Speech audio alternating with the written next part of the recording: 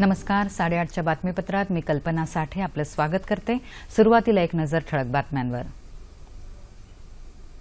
पंतप्रधान नरेंद्र मोदी आज मुंबईत डॉ. बाबासाहेब आंबेडकरांच्या स्मारकाची आधारशिला ठेवून इतर पायाभूत सुविधा प्रकल्पांचं करणार भूमिपूजन.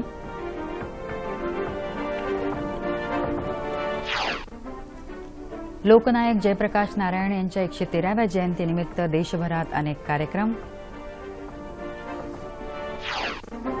सानिया मार्टिना या जोडीची विजयाची घोडदौड सुरूच, पटकावलं यावर्षीचं महिला दुहेरीचं 8वं विजेतेपद. आणि भारत दक्षिण आफ्रिकेदरम्यान एकदिवसीय क्रिकेट मालिकेला आजपासून सुरुवात. पहिला सामना कानपूरमध्ये. सविस्तर वृत्त. राज्यातल्या 2 महत्वाच्या पायाभूत विकास प्रकल्पांचं तसंच डॉ. बाबासाहेब आंबेडकर यांच्या स्मारकाचं भूमिपूजन आज पंतप्रधान नरेंद्र मोदी यांच्या हस्ते मुंबईत होणार आहे.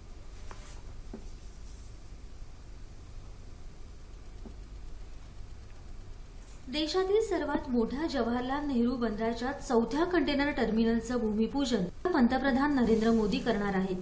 मुंबईच्या 1 दिवसाच्या दौऱ्यातील भरगच्च कार्यक्रमातील पंतप्रधानांचा हा पहिलाच कार्यक्रम आहे. पंतप्रधान पदाचा कार्यभार सांभाळल्यानंतर वर्षभरातील मोदी यांची या बंदराला ही दुसरी भेट आहे. नवी मुंबई शहरानजीक असलेल्या या बंदरातील कार्यक्रम आटपून पंतप्रधान मुंबईला रवाना होतील. मुंबईत अंधेरी पूर्व ते दहिसर पूर्व आणि दहिसर पूर्व ते डीएन नगर या मेट्रो रेल्वेच्या अनुक्रमे 2 आणि 7 टप्प्याचं भूमिपूजन करतील. पंतप्रधानांच्या मुंबई दौऱ्यातला दुसरा महत्वाचा भाग म्हणजे इंदू मिलमधल्या डॉ. बाबासाहेब आंबेडकरांच्या स्मारकाचं भूमिपूजन. इंदू मिलच्या 12 एकर जमिनीवर हे स्मारक उभारण्यात येणार असून त्यासाठी सुमारे 425 कोटी रुपये खर्च अपेक्षित आहे. इंदू मिलमधील भूमिपूजनानंतर दादरच्या चैत्यभूमीलाही पंतप्रधान भेट देणार आहेत. या कार्यक्रमानंतर वांद्रा कुर्ला संकुलात पंतप्रधान रॅलीलाही संबोधित करतील.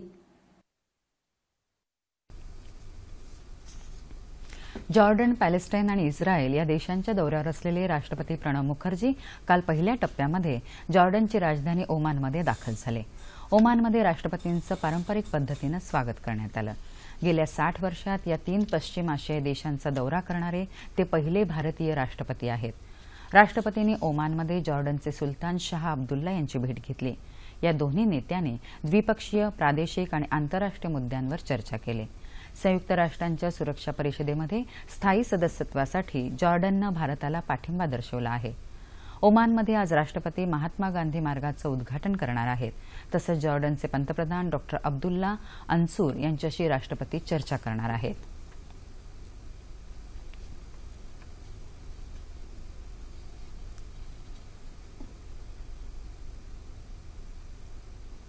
बिहार विधानसभा निवडणुकांमधल्या पहिल्या टप्प्यामध्ये 10 जिल्ह्यांमधल्या 49 मतदारसंघांमध्ये उद्या मतदान होणार आहे. या टप्प्याचा प्रचार काल संपल्यावर आता विविध राजकीय पक्ष मतदारांच्या निर्णयाकडे डोळे लावून आहेत. प्रचाराच्या शेवटच्या टप्प्यात सर्वच राजकीय पक्षांनी आपल्या दिग्गज नेत्यांना प्रचारासाठी मैदानात उतरवलं होतं. उद्या होणाऱ्या मतदानानंतर 583 उमेदवारांचं भवितव्य निश्चित होणार असून त्यामध्ये 54 महिला उमेदवारांचा समावेश आहे.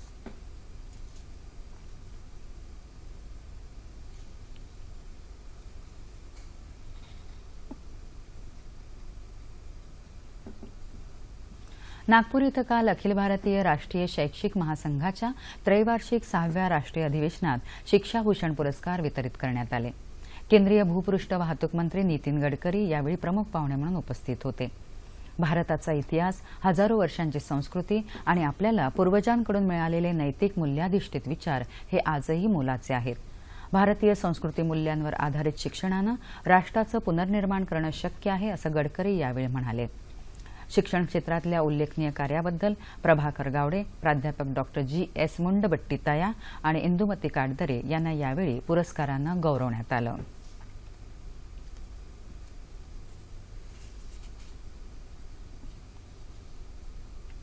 नेपाळचे पंतप्रधान सुशील कोइराला यांनी राजीनामा दिल्यानंतर आज नेपाळची संसद नव्या पंतप्रधानांची निवड करणार आहे. नेपाळमधला सर्वात मोठा पक्ष नेपाळी काँग्रेसचे अध्यक्ष सुशील कोइराला यांची फेब्रुवारी 2014 मध्ये नेपाळच्या पंतप्रधानपदी निवड झाली होती. त्यांच्या नेतृत्वाखाली नेपाळमध्ये नवी राज्यघटना लागू करण्यात आली होती. कोइराला यांना पंतप्रधान पदासाठी पुन्हा रिंगणात उतरवण्याचा निर्णय पक्षानं घेतला आहे। त्यासाठी कोइराला यांनी त्यांचा उमेदवारी अर्ज काल दाखल केला। सौर ऊर्जेचं विद्युत ऊर्जेत रूपांतर करून ती वीज रेल्वे इंजिनाला देण्याचा अभिनव प्रकल्प सोलापूरच्या विठ्ठल आळगुडांगी या युवक अभियंत्यानं केला आहे। पाहूया या संदर्भातलं हे वृत्त।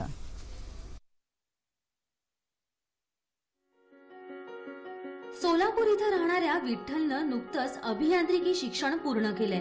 टेस्ला कॉइलच्या मदतीनं सौर ऊर्जेचं रूपांतर विद्युत ऊर्जेत करता येतं याचा अभ्यास करून त्यानं एक छोटा रेल्वे प्रकल्प तयार केलाय। या प्रकल्पामुळे वीज बचत होऊन विजेची गळती आणि वहन यासारखे धोके टाळण्यास मदत होणार आहे। टेस्ला कॉइल हा एक एअर कोर रेझोनंट ट्रान्सफॉर्मर आहे, ज्यामुळे आपण खूप म्हणजे कमी प्रमाणात इनपुट देऊन त्याला आउटपुट जे आहे आपल्या रिक्वायरमेंट प्रमाणे घेऊ शकतो। भारतीय रेल ही जगातली 4थ्या नंबरची सगळ्यात मोठी रेल्वे नेटवर्क आहे। मग यात जर आपण वापरलं हा कन्सेप्ट तर मला वाटतंय जवळपास आपले जे इंडियन रेव्हेन्यू आहे त्याच्यात नक्कीच खूप मोठ्या प्रमाणात इन्क्रीमेंट होईल। देशभरात 22,000 किलोमीटर इतकं रेल्वेचं जाळं आहे। यासाठी लाखो लिटर डिझेल आणि हजारो युनिट विजेची गरज आहे। म्हणूनच विठ्ठलच्या या प्रकल्पाची रेल्वे प्रशासनानं दखल घेतली आहे। त्यामुळे वीज आणि डिझेलची बचत होऊन प्रदूषण रोखण्यास मदत तर होईलच, शिवाय रेल्वे प्रशासनाचा आर्थिक भारही कमी होऊ शकेल। दापोली इथल्या डॉ. बाळासाहेब सावंत कोकण कृषी विद्यापीठाअंतर्गत पनवेलचं खार संशोधन केंद्र आणि राज्य सरकारचं कृषी संशोधन केंद्र यांच्या संयुक्त विद्यमाने पनवेल इथं शेतकरी मेळावा आयोजित करण्यात आला होता। भात पिकाबरोबरच मत्स्य संवर्धन फायद्याचं कसं आहे, खेकडा संवर्धनातून किफायतशीर उत्पन्न कसं मिळवावं अशा शेतकऱ्यांच्या अनेक प्रश्नांवर यावेळी तज्ज्ञांनी मार्गदर्शन केलं। क्षारयुक्त जमिनी आणि खारवट पाण्याचा शेतीसाठी वापर यावरही या मेळाव्यात मार्गदर्शन करण्यात आलं। आमदार प्रशांत ठाकूर प्रमुख पाहुणे म्हणून कार्यक्रमाला उपस्थित होते।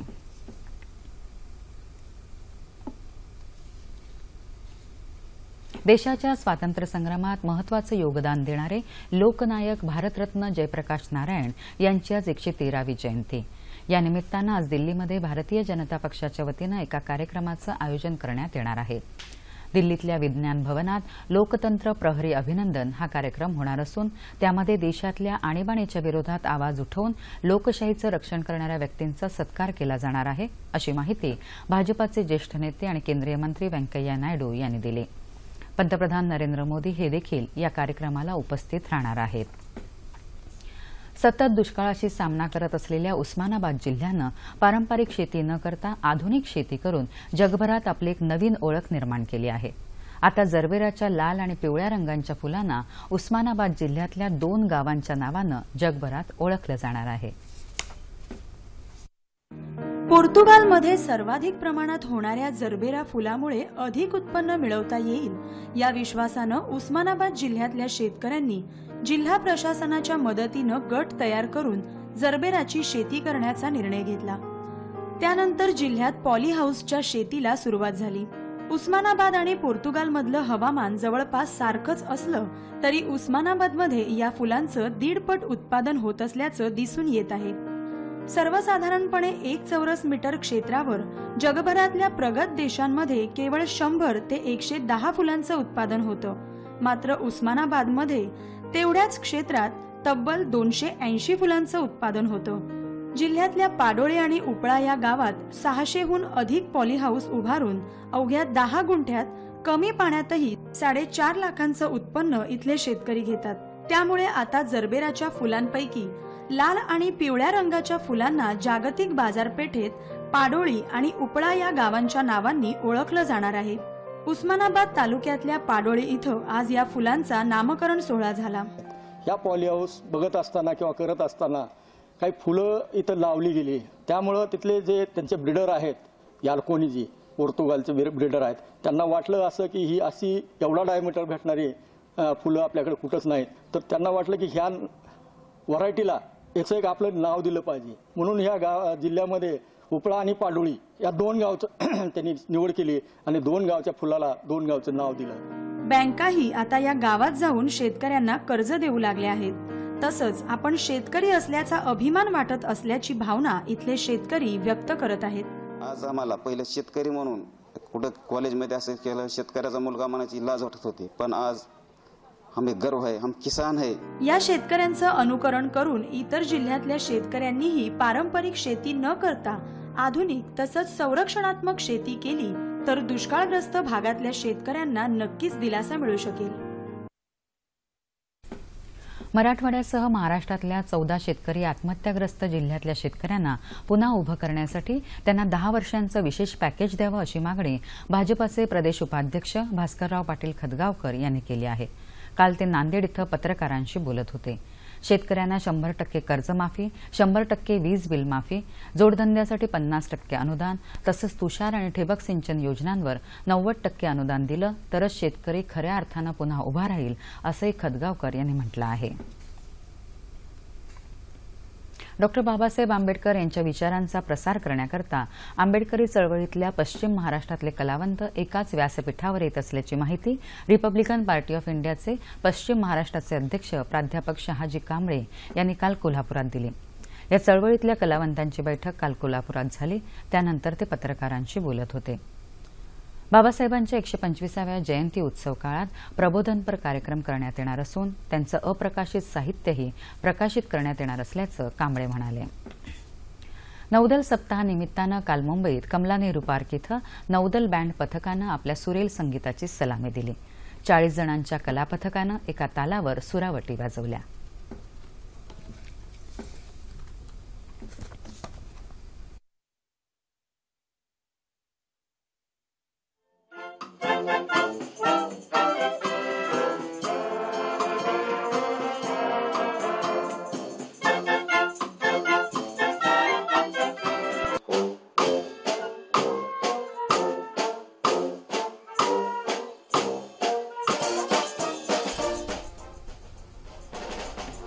मुंबईत आकाशवाणी सभागृहात काल आकाशवाणी संगीत संमेलनाचा कार्यक्रम झाला।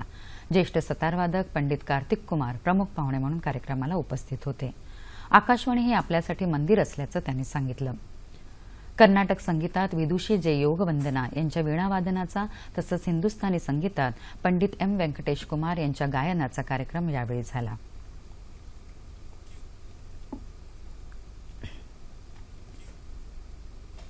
नागपुरातही आकाशवाणी संगीत संमेलनाचं आयोजन करण्यात आलं होतं।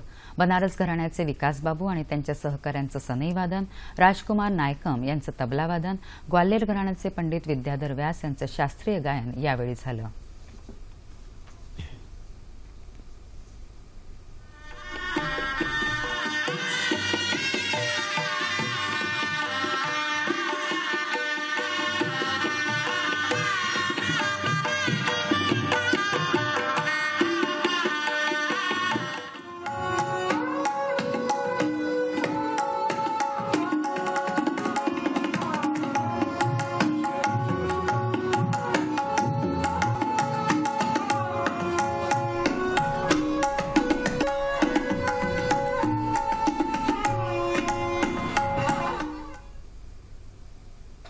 टेनिस भारताची सानिया मिर्झा आणि स्वित्झर्लंडची मार्टिना हिंगिस या जोडीनं या वर्षातली त्यांची विजयाची मालिका कायम राखत चीन खुल्या टेनिस स्पर्धेचं महिला दुहेरीचं विजेतेपद पटकावलं आहे। बीजिंगमध्ये काल झालेल्या अंतिम सामन्यात या जोडीनं चीनी तैपेईच्या युंग जॅन चॅन आणि हाओ चिंग चॅन या जोडीचा अतिशय चुरशीच्या लढतीत 6-7, 6-1, 10-8 असा पराभव केला। या जोडीचं या हंगामातलं हे 8वं विजेतेपद आहे। क्रिकेट भारत आणि दक्षिण आफ्रिका यांच्यातल्या 5 एकदिवसीय क्रिकेट सामन्यांच्या मालिकेतला आजपासून सुरुवात होत आहे। पहिला सामना कानपूरच्या ग्रीन पार्क मैदानावर होणार आहे। भारतीय संघ एकदिवसीय क्रिकेट सामन्यातला मजबूत संघ मानला जात असला तरी नुकत्याच झालेल्या T20 क्रिकेट मालिकेत दक्षिण आफ्रिकेनं केलेल्या कामगिरीमुळे भारतासमोर कठीण आव्हान आहे। T20 मालिकेत दक्षिण आफ्रिकेनं भारताला 2-0 असं हरवून मालिका जिंकली होती। हवामान येत्या 24 तासात कोकणात बऱ्याच ठिकाणी तर मध्य महाराष्ट्रात तुरळक ठिकाणी मेघगर्जनेसह पाऊस पडण्याची शक्यता हवामान विभागानं वर्तवली आहे। शेवटी पुन्हा एकदा ठळक बातम्या। पंतप्रधान नरेंद्र मोदी आज मुंबईत डॉक्टर बाबासाहेब आंबेडकरांच्या स्मारकाची आधारशिला ठेवून इतर पायाभूत सुविधा प्रकल्पांचं करणार भूमिपूजन। लोकनायक जयप्रकाश नारायण यांच्या 113व्या जयंतीनिमित्त देशभरात अनेक कार्यक्रम.